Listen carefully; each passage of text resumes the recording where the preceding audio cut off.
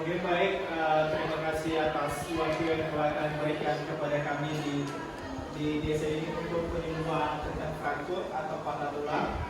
Nah mungkin kita sebagian sudah tahu apa itu fraktur, yaitu patah tulang. Nah kita perlu mengetahui bahwa fraktur itu atau patah tulang itu adalah kondisi tulang yang dimana tulang patah sehingga bentuk atau posisinya itu berubah. Nah patah tulang ini bisa terjadi jika menerima tekanan atau benturan seperti kecelakaan karena beban ataupun tabrak. Nah, adapun klasifikasi dalam patah tulang ini ada tiga, yaitu fraktur terbuka dan fraktur tertutup, dan ketiga itu kompleksitas.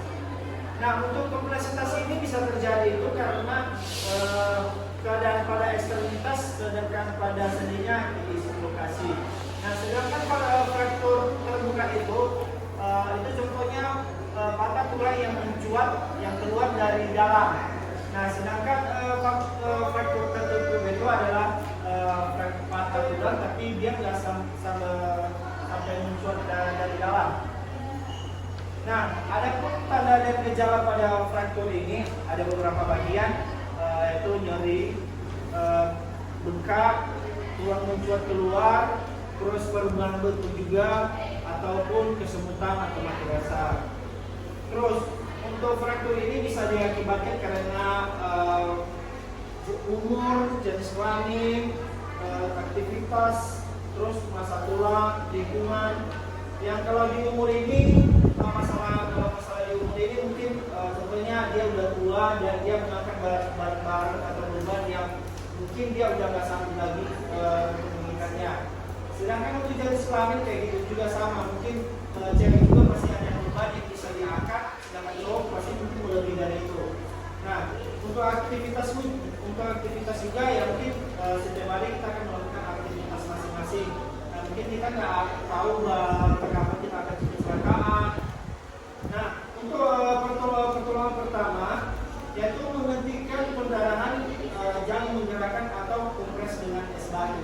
Itu adalah jika saudara-saudari mengalami yang namanya fraktur tulang atau apa, itu bisa untuk pertolongan pertamanya kita bisa dengan kompres dengan es batu ataupun menghentikan pendarahan atau dengan membalut dengan kain.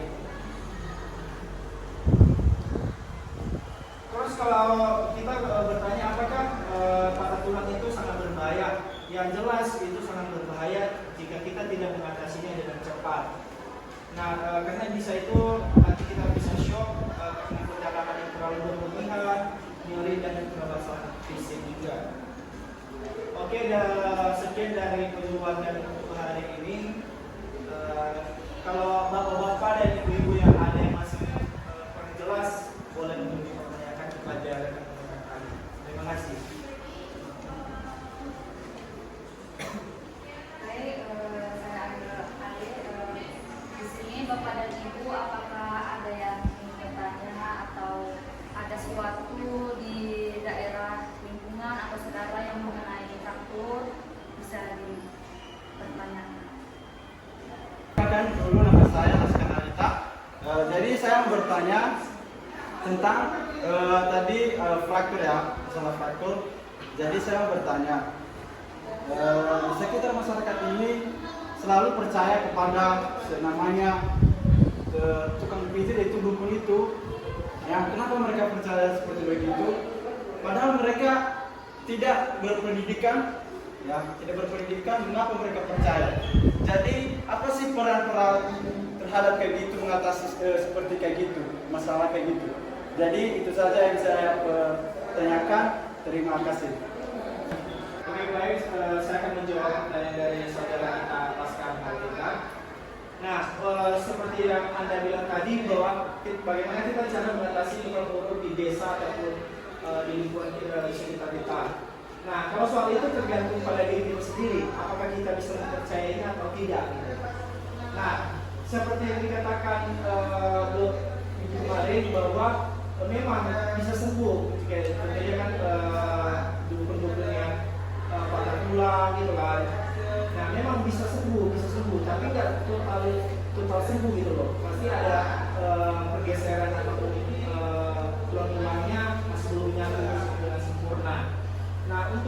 kembali bagaimana kita cara mengatasinya untuk dukun-dukun itu, walaupun mereka itu nggak punya pendidikan, kita juga sebagai manusia juga kita nggak boleh menjudge orang itu, oh kau nggak ada pendidikannya gitu. Tapi ya tergantung pada diri kita sendiri, apakah kita bisa mempercayainya atau tidak.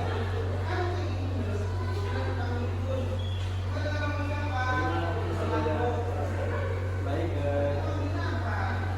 yang dibilang Bapak tadi memang benar. Jadi saya juga mendengar juga gimana sih peran kita sebagai perawat supaya masyarakat itu mempercayai kita sebagai yang udah berpendidikan, ya, karena kita udah dari segi pertemanan kita udah belajar, tetapi orang itu masyarakat itu percaya terhadap kayak gitu, padahal orang itu nggak berpendidikan.